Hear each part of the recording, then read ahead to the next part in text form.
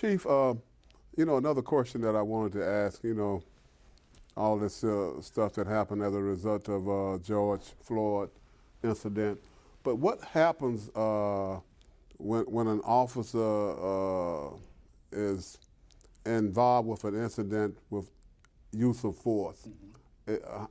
How does that go in terms of a review process?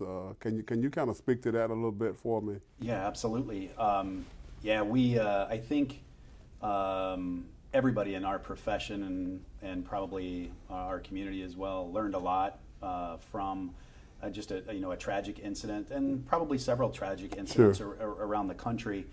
And I think one of the things that's important for our community to know is that we do have an extensive review process internally here anytime force is used by a police officer. I know the Scott County Sheriff's Department and Bettendorf Police also have very similar review processes. And that starts with a mandate that when an officer uses any kind of force, whether that's just putting their hands on somebody to help effect an arrest, to actually tackling somebody, or in a case that happened here just a couple months ago, where we had an officer that used deadly force. That officer was shot at and subsequently shot back and struck a suspect with gunfire.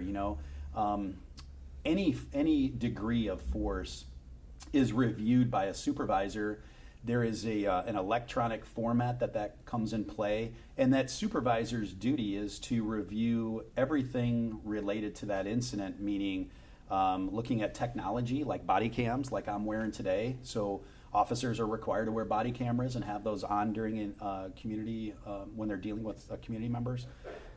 So reviewing video, but also talking with witnesses if there are complaints, looking at those complaints, compiling all that information and making a first level decision of whether that use of force was reasonable and within our policy.